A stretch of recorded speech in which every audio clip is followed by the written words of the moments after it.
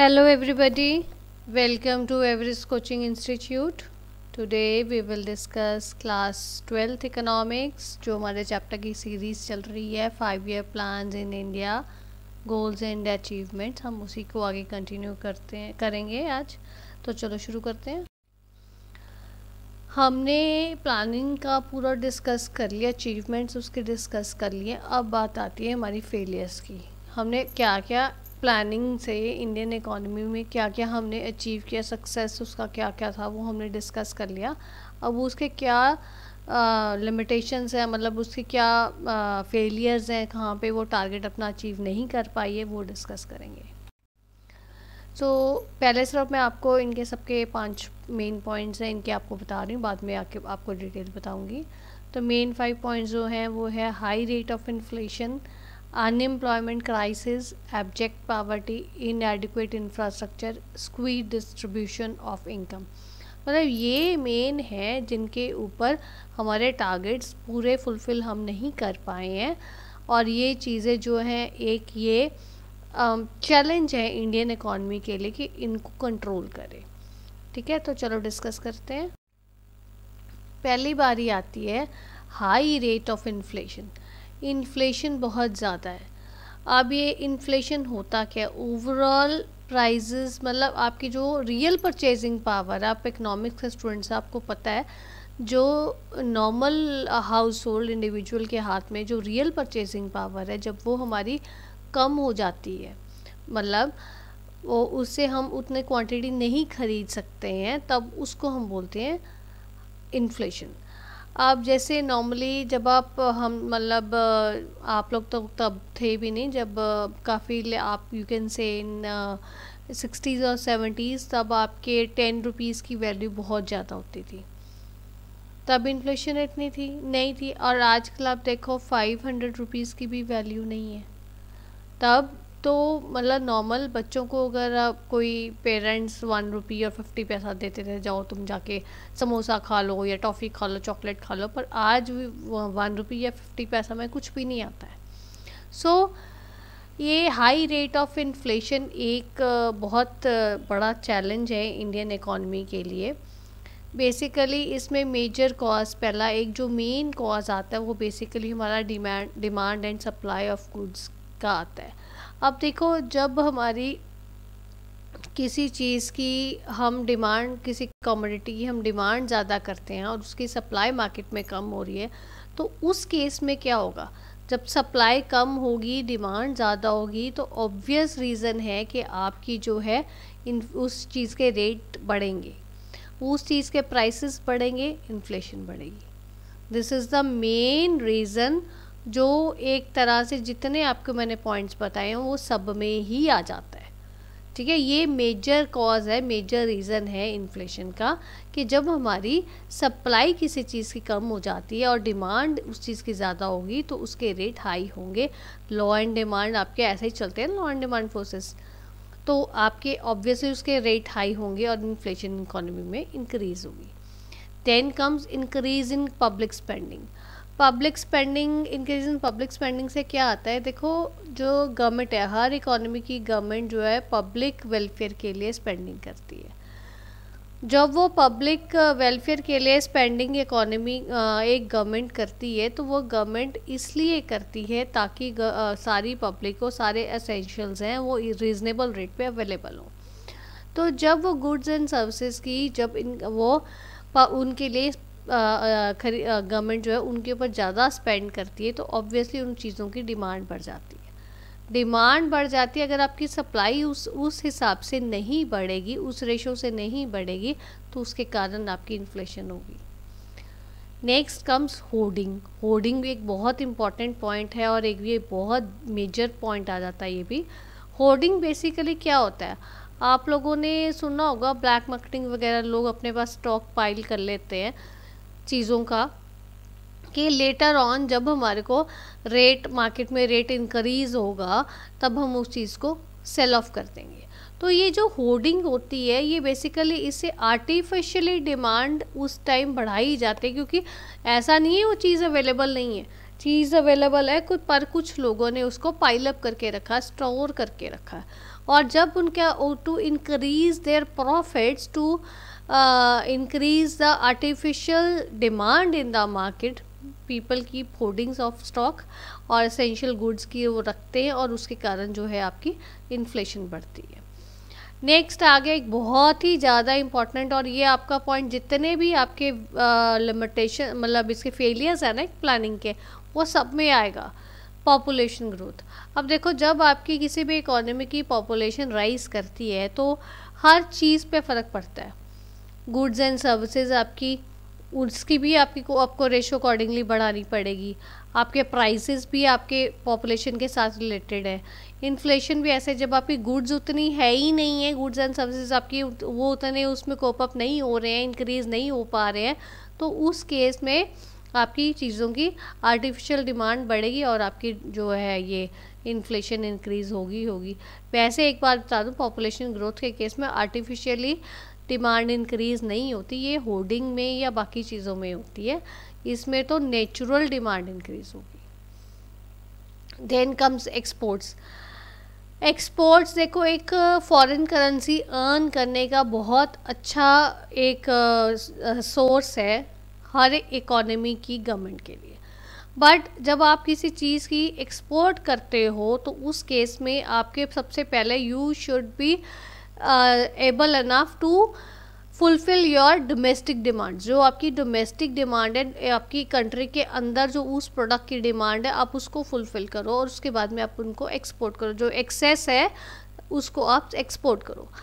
But foreign currency earn करने के लालच में व्हाट हैपन्स, जो असेंशियल कमोडिटीज़ है उनकी सप्लाई ज़्यादा हो जाती है, एक्सपोर्ट्स ज़्यादा करते हैं और इंडिजीनियस आपकी डिमांड पूरी नहीं हो पाती है। इंडिजीनियस डिमांड जब नहीं हो पाती है पूरी, तो उस केस में आपका इन्फ्लेशन बढ़ोगी, प्राइजेस आपके बढ़ेंगे, क्योंकि सप्लाई इतनी है नहीं है, डिमांड आपकी ज़्यादा होगी। Then comes genuine shortage. Genuine shortage में आ जाता है सम टाइम्स व्हाट हैपन्स कि ये ज़रूरी नहीं है कि हर बार जो आपकी शॉर्टेज है वो आर्टिफिशियली क्रिएट की जाए। Sometimes what happens such में ही due to natural reasons, natural causes आपकी किसी चीज़ की शॉर्टेज हो जाती है। अब अगर उस चीज़ की शॉर्टेज हो रही है तो ऑब्वियसली डिमांड ज़्यादा होगी और सप्लाई कम होगी, वो भी एक रीज़न है इन्फ्लेशन का। And last but not the least comes trade unions. Trade unions बेटा क्या आ जाता है कि अब देखो जब किसी चीज़ की मार्केट में शॉर्टेज हो जाती है, डिमांड आपकी ज़्यादा है और सप्लाई आपकी कम है, इस केस में ट्रेड यूनियंस भी इसका अनड्यू एडवांटेज करते हैं। अब वो कैसे करते हैं? अब देखो एक तो आपका इकोनॉमी में उस चीज़ की डिमांड ज़्यादा बढ़ गई है, सप्लाई उतनी नहीं है, उस केस में ट्रेड यूनियंस भी क्या करती हैं, वो अपने लेबर्स को मतलब इनकरेज करते हैं कि आप अपने ओनर्स को बोलो कि वो आपकी जो है वेजेस बढ़ाए, आपकी सैलरी बढ़ाए। अब जब सैलरीज़ या वेजेस बढ़ाई जाएंगी इस केस में, तो ऑब्वियसली जब आपके फैक्टर्स ऑफ प्रोडक्शन का कॉस्ट आपकी ज़्यादा होगी तो ओवरऑल आपकी प्रोडक्ट की कॉस्ट भी बढ़ेगी, मार्केट में प्राइस भी उसका बढ़ेगा और इन्फ्लेशन आपकी होगी। ठीक है, तो ये सारे मेन रीजंस है आपके इन्फ्लेशन के, इन्फ्लेशन हाई रेट क्यों होती है। तो ठीक है, फर्स्ट पॉइंट हो गया।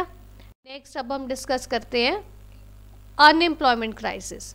अनएम्प्लॉयमेंट देखो बेरोज़गारी बहुत ज़्यादा, उसके कारण जो है आपकी पॉवर्टी एंड ऑल सारी चीज़ें, आपकी इन्फ्लेशन भी बढ़ती है, सब कुछ बढ़ता है। अब मैंने आपको पहले ही बताया था पॉपुलेशन राइज का जो है ग्रोथ, पॉपुलेशन ग्रोथ का या इंक्रीज इन पॉपुलेशन, ये सब में ही आएगी। पॉपुलेशन बढ़ेगी, ऑब्वियसली जब आपकी पॉपुलेशन बढ़ेगी तो आपके पास उतनी एम्प्लॉयमेंट अपॉर्चुनिटीज़ एक डेवलपिंग नेशन में, इंडिया जैसे इकोनॉमी में उतनी आपकी एम्प्लॉयमेंट अपॉर्चुनिटीज़ जनरेट नहीं हो पा रही हैं, जिसके कारण आपकी अनएम्प्लॉयमेंट बढ़ रही है। Then come slow economic growth. जो इकोनॉमी की जो ग्रोथ है, इकोनॉमिक ग्रोथ है, वो हमारी मतलब बहुत फास्ट ट्रैक पे नहीं चल रही, स्लो चल रही है। स्लो चलने के कारण मीन्स एग्रीकल्चर प्रोडक्शन भी उतनी ज़्यादा नहीं कोप अप हो रही है, नहीं ज़्यादा तेज़ी से बढ़ रही है, ना आपकी इंडस्ट्रियल बढ़ रही है। इकोनॉमी उतना ग्रो नहीं कर रही है, तो उसके कारण क्या है, आपकी एम्प्लॉयमेंट अपॉर्चुनिटीज़ उतनी जनरेट नहीं हो रही, इंफ्रास्ट्रक्चर भी उतना प्रॉपरली डेवलप नहीं है। Next come seasonal occupation. Seasonal occupation क्या है? अब जैसे एग्रीकल्चर की एग्जांपल दे दूँ, agriculture is a seasonal occupation. मतलब 3-4 months you have to work and then you have to remain idle, जब आपकी सारी, जब तक आपकी नई फसल तैयार नहीं हो जाती है। सो ये सीजनल ऑक्यूपेशन के लिए क्या है, कुछ देर आपके वर्कर्स काम करते हैं, अपने जो लेबर्स, आप अपने फार्म लेबर जो आपने एम्प्लॉय किए वो काम करती है और उसके बाद में वो नहीं करती है। सो ये एक केस आ जाता है डिस्गाइज्ड अनएम्प्लॉयमेंट में। डिस्गाइज अनएम्प्लॉयमेंट के केस में क्या आ जाता है कि एम्प्लॉयमेंट आपकी, मतलब पूरा time labor is not idle, but for many months you can say the laborers has to remain unemployed। ठीक है ना, ये था आपका सीजनल ऑक्यूपेशन का। Next comes joint family system. अब इंडियन इकोनॉमी जो है, इंडिया में जो है हमारा जॉइंट फैमिली सिस्टम बहुत ज़्यादा चलता है। जॉइंट फैमिली सिस्टम में क्या है कि कितने सारे लोग इकट्ठे रहते हैं। इकट्ठे रहने के कारण जॉइंट फैमिली सिस्टम में आपका जो कई बार क्या होता है, केसेस में चलता भी है, इंडिया में बड़ा पॉपुलर भी है, जॉइंट फैमिली बिजनेस भी शुरू हो जाता है। जॉइंट फैमिली बिजनेस में अब बेटा क्या है कि अब जब आपके बच्चे जब है वो बड़े हो जाते हैं, जब आपको दिख गया उन्होंने एजुकेशन अपनी कर लिया, वो फ्री बैठे हैं, उनको they are not getting job. So what the elders in the family, what they do, they encourage the child to come into a business and join the business. Sometimes what happens कि there are number of family members, they are which are working in the business and they are sitting idle and they are not doing anything productive, कुछ नहीं वो कर रहे, कोई उनके output में योगदान नहीं है, कोई उनकी प्रोडक्शन में योगदान नहीं है, कोई उनके नेशनल इनकम में योगदान नहीं है, but they are just going to the office because they are sitting idle at home, right? So this is another reason responsible for unemployment crisis. Then comes slow growth of industrialization. अब industrialisation India में मतलब जो independence पे के time हमारे India की जो situation थी और जो आज की डेट पे सिचुएशन है वो तो बहुत ज़्यादा चेंज है, काफ़ी ज़्यादा प्रोग्रेस हमने कर ली है, बट अपनी अभी भी उतनी प्रोग्रेस उस रेट पे नहीं हुई, बहुत स्लो रेट पे प्रोग्रेस हो रही है, जिसके कारण क्या है हमारी एम्प्लॉयमेंट अपॉर्चुनिटीज़ उतनी जनरेट नहीं हो पा रही। Next comes fall of cottage and small scale industries. आप देखो जो small scale and cottage industries हैं उनका अब नंबर पहले से रिड्यूस हो गया है, जिसके कारण क्या है हमारे आर्टिशियंस हैं, जो स्मॉल आर्टिशियंस एंड क्राफ्ट्समैन हैं, वो सारे they are sitting idle and they are not doing anything productive, तो वो कुछ मतलब नेशनल इनकम में जनरेट नहीं करें, जिसके कारण हमारी अनएम्प्लॉयमेंट बढ़ रही है। ठीक है, तो ये सेकंड पॉइंट हमने डिस्कस किया, unemployment crisis. Next comes abject poverty. Abject poverty का क्या मतलब आ जाता है? एब्जेक्ट पॉवर्टी जो है मींस अभी जो पॉवर्टी है वो रूट से हमारी नहीं रिमूव हुई है, and there are like you can say lakhs of people who are not getting the basic amenities of life, जो basic necessities हैं हमारी फूड, शेल्टर एंड क्लोथिंग, उनके पास वो चीज़ें भी नहीं है। ठीक है ना। अब इसके रीजंस क्या हैं? पहला रीज़न तो वही इंक्रीजिंग पॉपुलेशन बढ़ रही है, तो उसके कारण हमारे पास इतना इकोनॉमी में इतना पैसा नहीं है कि सबको बेसिक फैसिलिटीज़ प्रोवाइड किया जाए। Then is increasing unemployment. अब हमने डिस्कस किया, अनएम्प्लॉयमेंट के कारण भी आपकी पॉवर्टी है, क्योंकि जब आपकी पॉपुलेशन हमारी डे बाय डे बहुत ज़्यादा इंक्रीज़ हो रही है, अब तो कुछ टाइम रह गया, जब कुछ टाइम के बाद में देखो इंडिया वर्ल्ड में नंबर 1 पे आ जाएगी, ठीक, पॉपुलेशन के रिगार्ड में। सो अब चाइना ने भी कंट्रोल कर लिया काफ़ी अपनी। अनएम्प्लॉयमेंट भी पॉपुलेशन के कारण है, उसके कारण पॉवर्टी आ रही है। ये जो नेक्स्ट आ गया इंक्रीजिंग प्राइसेस आपके तभी राइज हो रहे हैं क्योंकि एम्प्लॉयमेंट नहीं है, आपकी पॉपुलेशन बढ़ रही है, डिमांड ज़्यादा हो रही है, सप्लाई उतनी नहीं हो रही है, जिसके कारण आपके इन्फ्लेशन हो रही है या प्राइस राइज हो रहे हैं। Then comes low agricultural productivity means agriculture productivity, जो एग्रीकल्चर से प्रोडक्शन हमारी जो निकल रही है वो हमारी अप टू मार्क नहीं आ रही है कि हम सेल्फ सस्टेनेबल सेल्फ सफिशिएंट होने के कोशिश पे हैं, पर हम नहीं हो पा रहे, even though we have to depend on the foreign countries for the import of the necessities of basic like of agricultural productivity products. We have to depend upon the foreign countries.